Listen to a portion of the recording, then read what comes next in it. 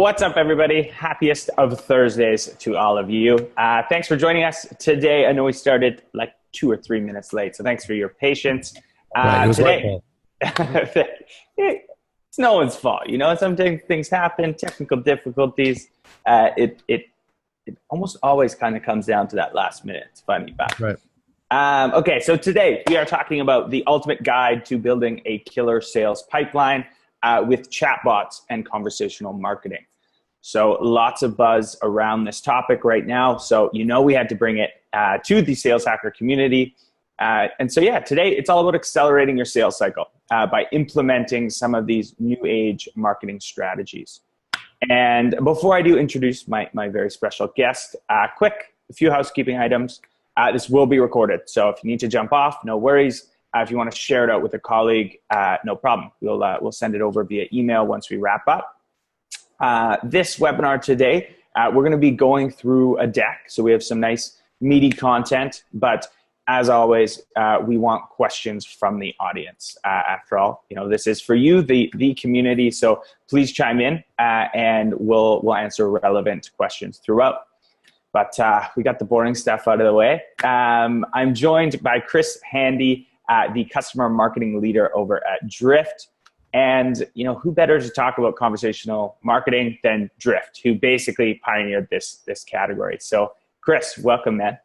Scott, thanks for having me. This is going to be a lot of fun. I know a lot of folks have questions about this category because it is fairly new for some folks. And so getting in and just digging into some of the details and talking about how sales teams can really scale is something that I love doing. So let's do it, man. Let's rock. Let's do it. I love it. Yeah. So, and before we do go any further, I do need to give yourself and the Drift team a huge congratulations for successfully pulling off Hypergrowth conference on a massive scale. That was this week. Unfortunately, I wasn't able to attend, but I heard, across the board some great things. And I wanted to ask you, what was one of your learnings from throwing a conference of that magnitude? Right. So last year, I was actually a Drift customer at Hypergrowth 2017, and before I came on and joined the team, and this was 5 times as big as it was the previous year. And what I was so excited to see is that it felt the same, right? Last year it was small. We had 1,000 people last year. We had a lot more people come this year. And what was so amazing is it still had that same vibe because we kept it to a single track. And I think that is one of the best things that you can do for your audience is curate an experience for them. When you provide so much choice and you go and you got to literally get out a spreadsheet to figure out how you're going to navigate the days and all of these kinds of things, it becomes an experience that's harder than it should be. And it's just, you end up missing things that would have provided you value. So if you can focus in on really just curating a day for people so that they can grow in a certain direction, then it really works. And what we found is that we did it again this year, and there were some roadblocks, right? We had one speaker that kind of went off the rails a little bit and kind of generated some negative buzz. And what was incredible is we had our CEO DC, David Cancel, he goes out on stage after that, and he took complete ownership of the situation. And he said, "Hey, look, the speaker from before, that's not who we are. And I own that mistake. And I want you to know that that's not something that we want to happen again." And I thought that move and how that happened was just one of the most amazing things I've ever seen. Because it's one of those things that could be easily forgotten. You had somebody go up there and say some things that were untoward, right? They don't want your audience hearing, and certainly are not representative of your brand. And you could just sort of brush it off and say, "Oh, that's just that guy that we had up there." But no, complete ownership of it and took control and said, "Hey, look, this is not us. and we won't do that again. And I think that is an incredible takeaway, right? Yeah. No matter what the scale is, no matter what the audience is, and there were lots of people out there in the audience. So making sure to own your whatever it is, just own it and say, hey, look, this is our thing. And we had so much positive sentiment after that, that I was blown away. We had people coming up to us saying, oh man, we can't believe how you guys handled that. It's amazing. So, it's all about sales and marketing and growing revenue and all that. But, just learning a little bit about how to sort of carry yourself in the world is what we like to think about when we think about hypergrowth. Absolutely. I love it. And it's a testament to your brand and your culture, the way that was handled, and the person, we won't have to name names, but they're a big brand themselves, right? So having the confidence and the complete 100% ownership, I thought it was really classy too. It's cool. Right. All right. So I'll give a little more color, to the audience. So Chris's world and everything. So we know. So like I said, you are the customer marketing leader over at Drift.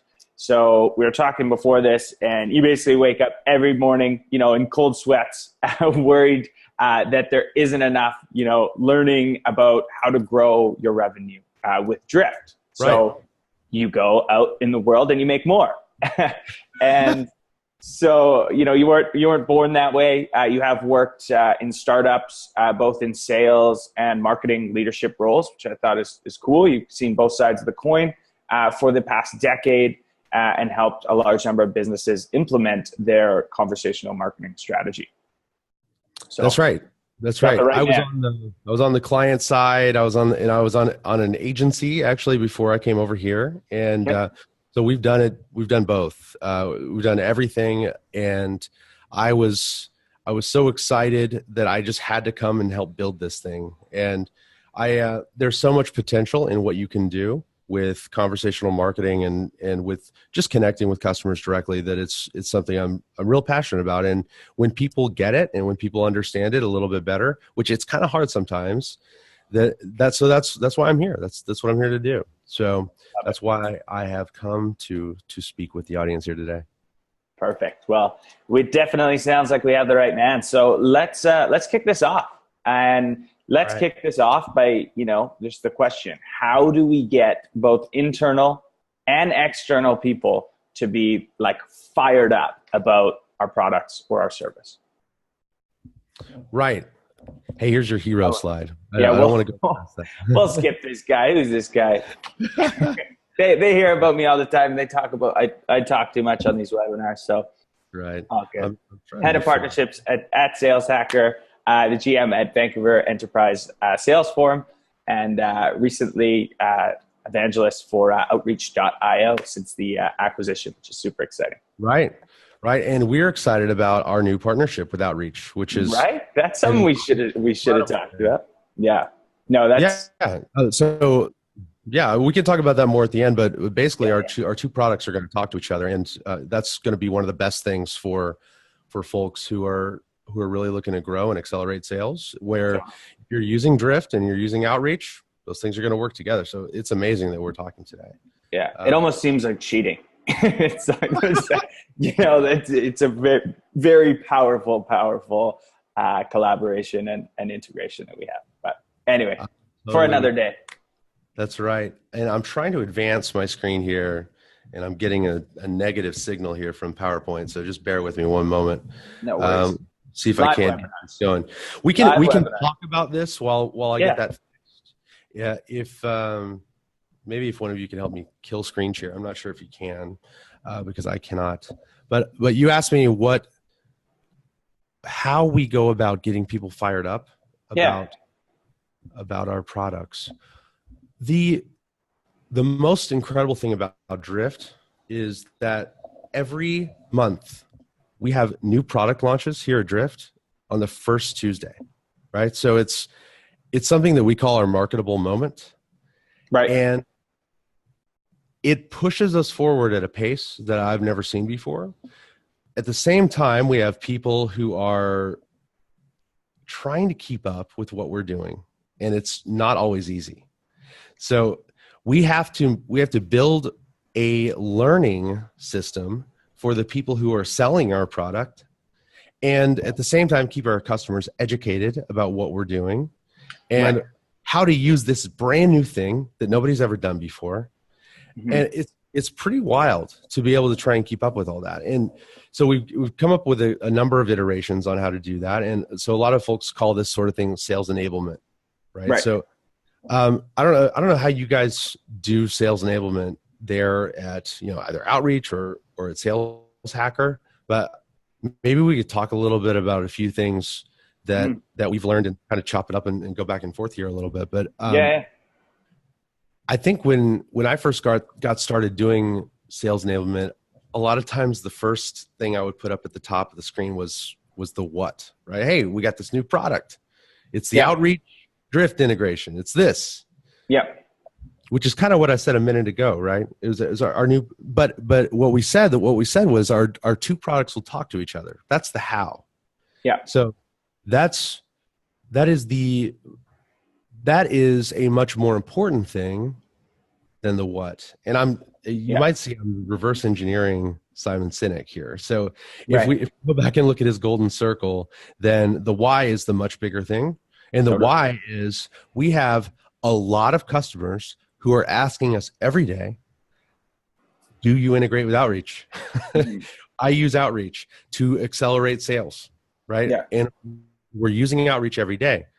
So we need to be a best-in-class tool so that people who are using Drift can also use Outreach. And so when we tell a story that way, and then we tell it in reverse, so now we have the Outreach integration. It's just a lot easier to understand. And if you understand those products, then you get a much easier in on it. But we have more complicated products.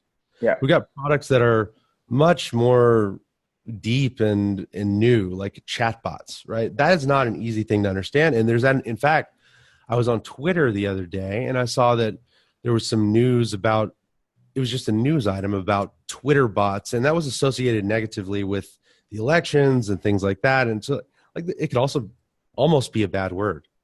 So you have to sort of sidestep all those things and learn to have folks communicate and skip over the word chatbot while people still need to use it because that's the word we have right now until we come up with a better one.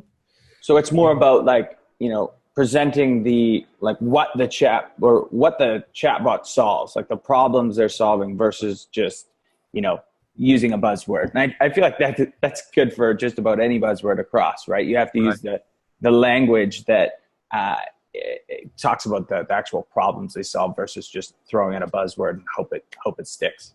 So we have to back way out. We have to we have to go way away from chatbots, right? So we have to go to the point where what we're talking about is the fact that the world is really changing.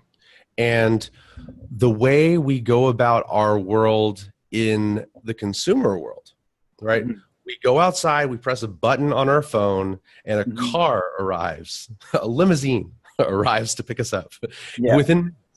And if it's not there within 5 minutes, we're tapping our toe. We're kind of upset. That world that we live in today, where we can pre-order our latte, our Vindi latte, and just go skip the line and grab it. We have to talk about that world. And the fact that we do not email our mom anymore. We don't email our colleagues, or our direct colleagues anymore. We text them, or we send them messages in Slack. And this is how we want to communicate. And this is how we are starting to want our business purchases to go, right? And so if we're talking about that in the mindset of, look, I'm like you, I want things now, I want things fast, and our consumer purchases are starting to mirror within our business purchases. And we're all just people trying to buy stuff and trying to get stuff done, and we don't have that much time. And so we're just going about the world in the same way at work as we are at home. So I'm going to go and I'm just going to send a message in. And if someone doesn't respond quickly, I'm kind of tapping my toe. And when we paint a picture that way, our sales reps have a new story to tell. And when they tell the story, it is their version of that. For me, it's Lyft and Starbucks. For them, it's Uber and something else. Or for them, maybe it's just something entirely different. Maybe it's Postmates or one of the food delivery services or something like that. But if we just enable them to understand that they are ordering stuff and Jeff Bezos is personally dropping stuff on our porch and, within 2 hours, then they know how to just tell the story in their own way. And everyone can relate because everyone's doing something like this. At least the folks who are making business purchases are typically in a situation, luckily, where we are able to we're just fortunate people, and we can have these kinds of experiences, and so we are just a lot more likely to be the ones expecting these kinds of experiences. And as we expect these experiences more and more, we demand them, and it's not going to be optional. So when we go to a website and we don't get an immediate response from someone, well, there needs to be something there to give us that response, right? Yeah. And thinking back, I don't actually talk to a human when I'm ordering that thing from Lyft or ordering that thing from Starbucks or Uber or Postmates or whatever it is. I'm just I'm doing something transactional. I'm getting something done, right? I have something I need to accomplish and I need to go out and I need to get it done. Something helps me do that. I'm tapping buttons and it gets done. Yeah. And that's what a chatbot is. Totally. Right. Yeah. It's funny, like how my kind of brain relates to that. We're programmed to buy this way now, right? Like for me, I love ramen. I'm obsessed with ramen. And I have a favorite ramen place that's literally about like a block and a half away from my house. But we have DoorDash up here that's like a Postmate. Right. It delivers food. And I go on and I'm like, oh yeah, I'm going to get my favorite ramen from my favorite place. And I realize I'm like, oh, they're not on. That sucks. And I know they're far better than every other ramen place, but all I did was just search ramen. Another one came up. It was subpar, but I clicked the subpar one simply because of convenience, which is pretty crazy. Like there can actually be better solutions out there and things, but like convenience is so unbelievably important now when you're out there, marketing or doing your solution. So I basically ate a subpar ramen just for convenience sake, which is pretty crazy. Convenience is never to be underrated. I mean, there's a whole industry around convenience stores. Why would we want to go in and pay double for the price of milk? Mm-hmm. Because it's right there and I can get in and out in 5 minutes. That 5-minute figure there's something within us that after 5 minutes, we're just done.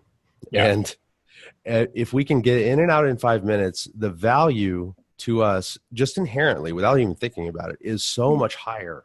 And we will choose different services based upon that. Mm-hmm. Like you said, even if it's not the best, and we will pay more for it. And in fact, we will pay more for it. So if you can be the best, if you and you can charge a premium, especially if you're the fastest, right? Yeah. So those two things together are the way that we've been able to scale, right? Yeah. You can go out there and you can get all kinds of really inexpensive things that maybe do something kind of close to what we do, right? Mm-hmm. The just you don't even have to mess with. But it's not going to do exactly what we do in that it's not built for revenue teams. It's not going to integrate with Outreach and Salesforce and Marketo and kind of those kinds of ecosystems that you use, that's a convenience factor, right? You don't want to have to go and export and import things. And this is definitely at the core of Drift and something we think about every day, but I love the way that you put it in those terms of convenience. Mm-hmm. And it's these kinds of words that we feed back to our salespeople. And these are the kinds of conversations that we have when we're talking with prospects. And in fact, most of our sales conversations actually start on our chat, which is people don't even really think about it much. They just think, well, they're a B2B organization and they sell chat and they sell Drift, which has all this other stuff related to that. Mm-hmm. But we actually start most of our conversations there, which means that our first sales interaction with folks is actually in that that live messaging experience, right? A lot of folks are building tool sets so that they can have some other appointment down the road, right? In a few days, weeks, or whenever someone happens to respond to a form submission. Yeah. But what's so magical about the way our experience works, and something that I think helps people connect the dots with what we do, but it certainly helps everyone accelerate their sales processes in our customer base, is that your first sales interaction is live right now on the site, right? And our salespeople are on our website, and all this qualification stuff is completely out of the way, right? You're just, by the time you actually get on a Zoom call like this, or on a phone call, the get to know you stuff is way done. You're on call 3, because you've been able to exchange so much information in such a short amount of time that you're kind of getting to the brass tacks at that point. And that is something that I'm working really hard to help surface, because I see it every day. And I don't know what the experience has been like for you, or how much you've personally experienced this, or if you have at all. But this is maybe you could share. I'm not sure. Absolutely. So yeah, I've definitely now implemented chat at 2 different orgs, at my last org and this one, and definitely saw almost an immediate lift for opportunity creation. At the time, I was heading up a large business development program. We didn't have a ton of inbound really, but what we noticed was, like, we were getting people to the site. They just didn't like to fill out the form and everything. So granted, there were some learnings, like weeding out people who just wanted like support requests and things like that. This was now 2.5 years ago. So, chatbots weren't quite a thing. So you couldn't kind of redirect where you wanted them to go. But yeah, I would flip it around, because like one of the common things that I hear when just discussing chat in the marketplace within our community is like, okay, I have a sales team, I have a BDR team. I need them on the phones. I need them, sending out their sequences, their cadences. I don't have time for them to also be on chat. It's something that I hear frequently. What would you say to those people that think it will be a distraction? What's funny is that these people who are the ones who are responsible for bringing in revenue and talking with your best prospects, right? Your highest value accounts. By saying that I don't want to provide them with this tool, it's like removing their iPhone from their desk, right? It's saying this is a distraction, right? You can only use your desktop Outlook for communicating with customers. The reality is that people communicate in all kinds of different ways. And we have sales reps texting customers when they, if it's appropriate. It's not like we're just going out and finding their cell phone number online and texting them. Sometimes this just happens, right? You just start, like, as the account becomes more of a thing, as the opportunity progresses, things just naturally move into like iMessage sometimes. I don't care where we're having these conversations. It's all about where the customer wants to talk. And if we tell the customer, no, I don't want to talk to you in this way, then we're just basically cutting off an entire channel. And we're saying, we want to make it hard for you, and we want you to come and talk to us in this way. And most ways that you can talk to companies are not right now. It's all built for later. It's all email.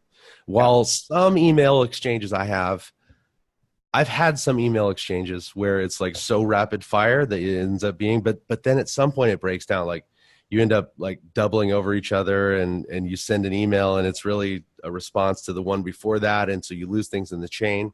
Like, it ends up being an attempt at instant messaging anyway.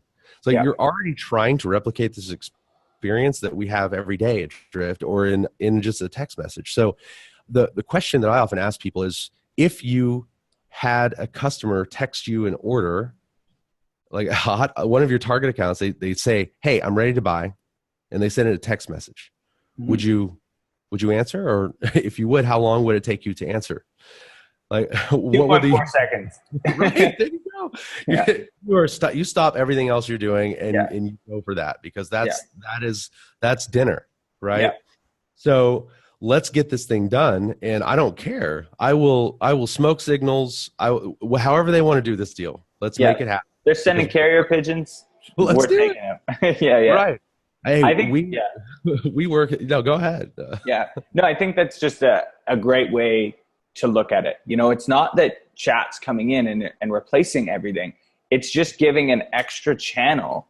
And like, imagine if you're out there and you make a new friend with someone on the streets and you say, okay, you exchange numbers and maybe your email, but you say you can only email or call me. I don't do texts. I just don't do it. Right. Well, that's going to stunt that friendship from growing. You know, they might make a group text, send it out to people, be like, hey, we're meeting here, and you're never going to get it. And if they like text more than those other two options, well, you just look like the dick, so to speak, who doesn't like text, right? And you're going to miss out on that. So same thing with business relationships as well, right? You got to meet them on their terms. I have friends since kindergarten. I've got there's probably 5 of us in this WhatsApp channel, and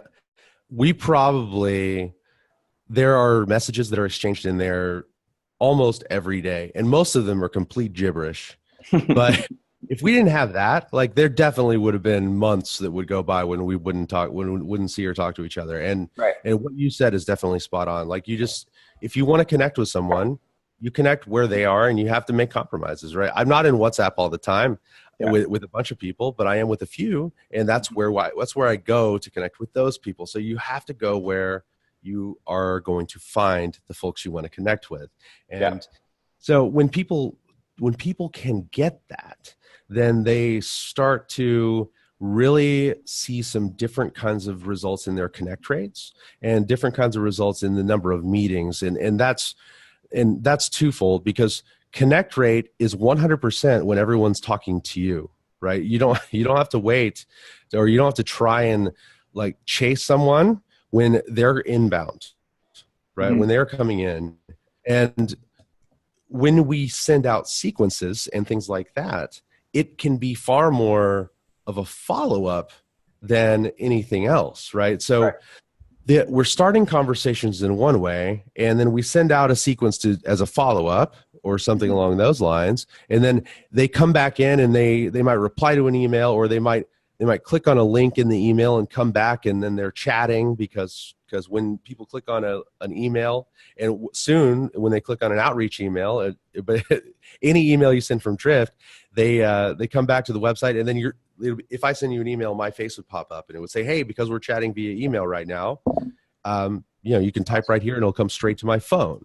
And that helps accelerate deals, because people don't often think about that as something that would come to that person directly. Normally, you see this little window down there and you think, well, I could type in there, or I could just try and email my rep, right? No, you see me, who we've just been emailing, and it's set, and I always customize it this way to say, this will come straight to my phone, right? Just so people get it, because it does, right? It comes straight to my phone, and I pull out my phone, and it could be WhatsApp, it could be my old buddies from kindergarten, or it could be a prospect.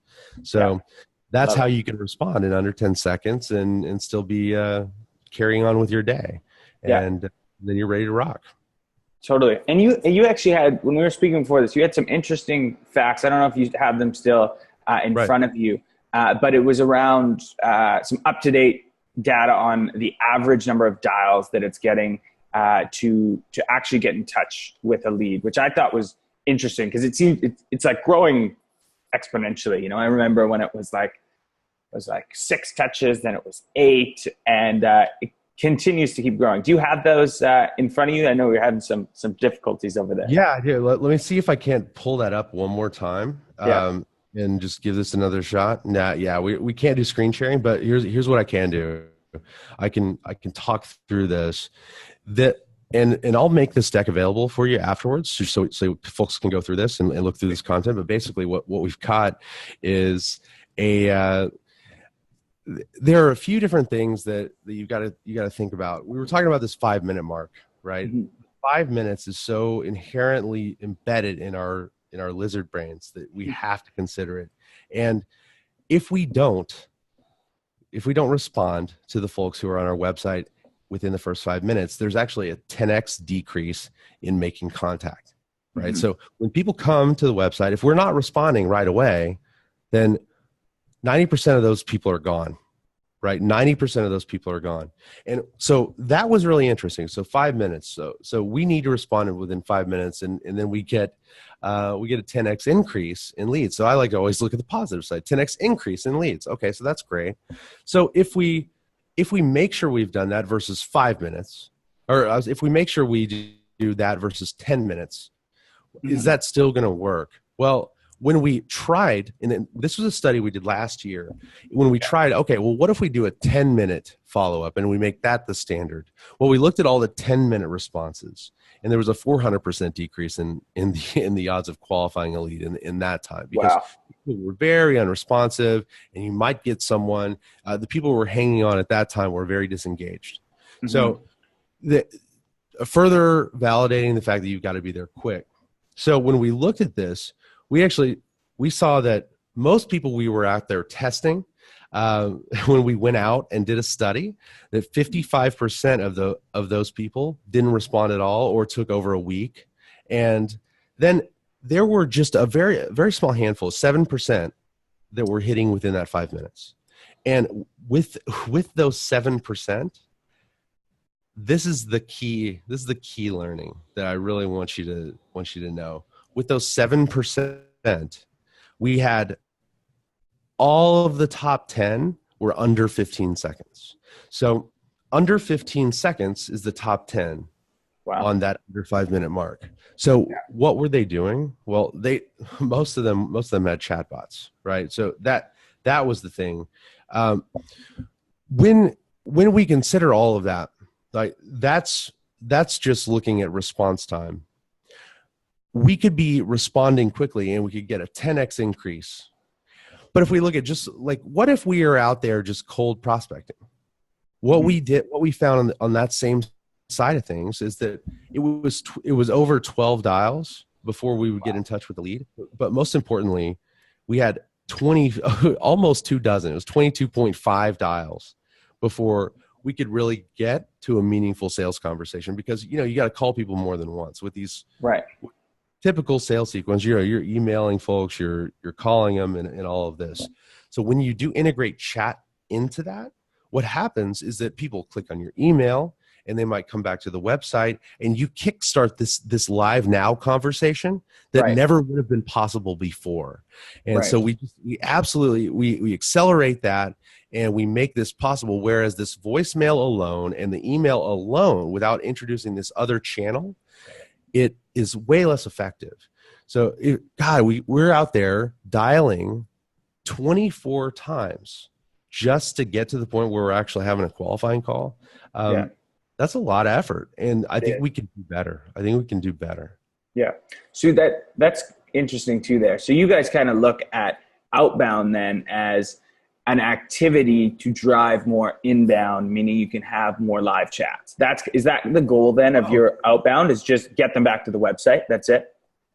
I mean, outbound, of course. So let's somehow get back to a conversation. And when people come back and they see that it says, "Hey, Scott, I'm right here. Send me a note. It'll come straight to my phone." Like, the conversion rate on those is off the charts. Versus what if we were just to send people back to like a form that says, "Hey, here's an ebook that you might like," or something along those lines. Or can I have 15 minutes of your time, which every person is asking for on planet Earth. I probably have 50 in my inbox right now. So your call to action then, instead of, "Hey, I want to book a discovery call, I want to book 10 minutes, or I want to book 15 minutes," it's, "Hey, check out this resource on our website," or it's just about getting them back to the website because it gives you a chance to then engage them again. That's kind of the goal. Right. I mean, when people see their name, and what I like about like the way Drift handles personalization in this way is that no one else sees that. Everyone else sees maybe a more generic version of that, where it's just like, "Hi," and it could be anybody from the company that shows up there. website personalization in the past has been more about like maybe gimmicks where somehow it's right there embedded on the homepage where it would say, "Hi, Scott, I see that you're back." And it's just like, wow, I see that you did that there, but that's nice, but there's nothing I can really engage with. But this is just, this was implemented before I came here and as an employee. This was when I was mostly a real power user and champion, but man, I think really well done. I'm jazzed about it because when I click on that email and I go and I see it and it says, "Hey Scott, I'm right here. Just check it out. Let me know if you need anything." It'll come straight to my phone. Like that is just such a different kind of experience than other personalization, and it definitely gets attention. And it doesn't need to be Drift that's doing it. It could be your company, and it just sparks conversations. It's a great icebreaker, especially if you've had trouble getting back in touch with someone, or if maybe if it's the first time, because people just aren't used to that, and they see that it's going straight to you versus the generic black hole that most company inputs are on the website. Yeah, makes sense. And so another thing I think that's important to talk when we talk about conversational marketing, and you talk about people when they're first implementing or they're thinking about, getting into this realm, people often talk about volume. How can I handle the volume? What if I get 200,000 unique page views a day and I don't want all my reps just inundated? What do you say when people, talk about handling volume? Which is a good problem to have, I would say. Excellent problem. Volume, that is kind of what I would say. It's like, oh wow, this is great. You guys have a huge pipeline. I would love to see your pipeline reports. Like you guys must just be inundated with pipeline right now. This is often what I hear, but there are teams that have big websites, right? So a lot of traffic. And maybe it's a freemium product where you don't want to invite a whole lot of questions, and you're staying lean. And we have some customers that fall into that category, right? It's a very low priced product. They're really looking to stay scalable with a very small team. They don't have an outbound sales team right now, so they've got to find a way to stay lean. And so they're far more of an automated sales process, self-service. Okay, so how do we handle that? Well, what I found is that there's basically a volume lever, and based on a few different factors, we can turn it up and turn it down. So there's the Firehose, which is just an open chat message available for everyone on your website ever who comes, right? Yeah. So you could have that available, and that's fine. You could also use a chatbot that's available for anyone who comes to your website to book a meeting on your sales team's calendar, right? That would be out there for everybody. Or you could have some qualifying factors. Like there are all kinds of different ways you can use the personalization in Drift. Some of them are firmographics. That would be, hey, based on what we can see about your company, and Drift is just magically looking through the lens and be able to tell based on a number of factors, IP, that sort of thing, cookies, if we have it. But even if we don't know even if you haven't revealed yourself to us, sometimes we can see which company you work for. So we're saying, hey, look, this person works over at Microsoft. They're a big company. So they fit our qualifying factor of company with number of employees above 500. Right, that might be a thing for us, and so we might say, "Hey, look, only show this bot that offers a meeting to people who work for a company who have employees over 500." And I guarantee you that that's going to cut down on the number of incoming meetings that you have. And so I absolutely wouldn't suggest going that hard on qualifying right away. That is not the only thing you can do. We have bots that only show to target accounts. So let's say Drift wanted to pursue a relationship with Outreach. Luckily, we have a great relationship. We just announced a partnership. But let's say that hadn't happened, and we wanted to get this done. We could have an account-based marketing bot on our website. In fact, we have salespeople come over to the marketing side all the time. They say, "Hey, look, I want to set up an ABM bot for Outreach, right? For instance." And what they would do is we'd mark Outreach as a target account, and then all of a sudden, we'd have a little welcome message that's made just for Outreach. "Hey, Outreach, glad to see you here. let me know if I can do anything for you. And it's always their sort of assigned rep, the rep Right. that's going after that account. So they would have known, even if you didn't know the person personally, you might have just start to recognize the name because it's that person that's coming after you. So it's a really interesting experience, as you can go much wider, and you can say, hey, look, only show this to people who have visited this page or who are on this page.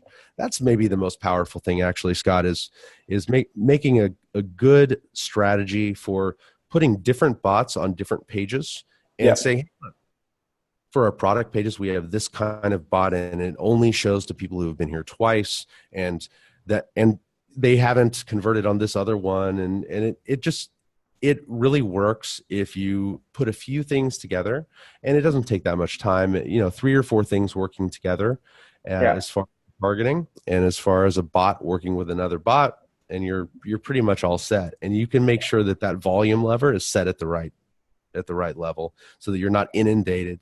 So the takeaway there is you can have as many appointments as your website will allow you to have, and you can have as few appointments as your website will allow you to have. And the best thing to do is have almost as many appointments as you can handle, and figure out what are the levers that I can pull, and how can I adjust these things as we scale, and know that ahead of time. And we make it real easy for you to understand. So I think that's knowing how you're going to scale and how you're going to tune things as you move up. And maybe it's not tuning it down. Maybe it's hiring another sales rep and just kind of understanding the steps as you do scale up.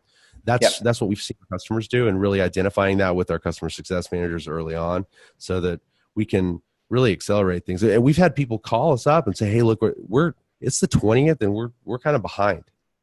How can we increase the number of meetings that we've got? And there is a way we can do that. We just turn it up a little bit. And that I think is a real powerful thing that we can do. And especially when you are in control of the number of meetings that you have. No kidding. If I had that lever of controlling how many meetings I had, that be a powerful tool for sure. Right. Okay, so we've got a really good question from the community here. So probably wrap up, have time for about 2 or 3 questions. So if you do have any questions regarding conversational marketing or chatbots or anything, please feel free to jump in. This question is from Rob. Rob, thanks for the question. It's kind of a 2-part question. Are you guys using an ABM strategy at Drift? And if so, how does that tie in to your conversational marketing? I think it's a great question. And you touched on it a little bit just previously there, but I would love to go kind of deeper into that. Yeah, I could go deeper on that. I was actually just speaking at the Flip My Funnel conference over there. I was there. You were there, yeah. Yeah. Miss each other. I was running around and going kind of nuts that day, so I definitely didn't get to connect with as many people as I wanted to. But I talked with so many people about ABM that day, and I got to learn a lot about how our customers are using it, which was so much fun. Nice. At Drift, we have basically a chatbot, or we call them playbooks, right? So you go in Drift and you add a new playbook, and we have an ABM playbook. So you can say, hey, I want to launch a new ABM playbook. And basically what it does is it just tailors the experience straight for your target account, so that it's got their company name right there. And it's always the assigned rep from Salesforce. So it's connected to all the tools you already use. And so, as I said before, we have sales reps running over to marketing saying, hey, can you set up this ABM bot for me real quick, so that we can have their face showing up, and then there's a custom experience just for them. So if you looked in our Drift account, you would see there's probably 100 ABM bots running. We've got hundreds of bots going, but there's 100 ABM bots, and they're great for real kind of the I don't want to say old school, but I don't know, the traditional maybe definition of ABM is, here is our target account. We're going to go after that target account. Yeah, we've got those too. So we've got some of those in there. And then we also turn these on for accounts that have been inbound, but we want to make sure that as the other folks in the organization come and check out Drift, that we're hitting those people the right way. I think that's an underused way to use ABM in general is, hey, look, you've got inbound opportunities that you need to kind of run the ABM playbook on, whichever tool you use. Make sure that you're hitting the CFO. Make sure all these other people are aware of the company that you've got and what you're doing. And so as those other people check out Drift and just vet us, they're going to see how we work. And we want them to be able to talk to the right sales rep. And so that's really how we use it. I love it. So if you had, let's say, an opportunity with Adobe, early stages, you could then, make sure that they're always talking to the rep that they have. And then further to that, you could actually change the messaging, right? The little thing that comes up to be like relevant to, maybe they have a specific pain that they came to you for. Right. And then every time they hit it, you're saying something about that pain. Is that right? That's right. That's right. And we call that the welcome message. And when I think about that, I think about what's the best icebreaker I could throw in there for whoever this is. And at this moment, the icebreaker is, okay, this is someone we don't know yet, but they're from Adobe, right? Yeah. So based on the qualifying call I had last week, they have this pain, just like you said. So the Drift solves the X problem for companies who are who are in the mid-market, whatever it is. And if you can customize the message in that way, then you're just knocking it out of the park. And I know that kind of stuff is being done because I see it every day when I log into Drift. Yes.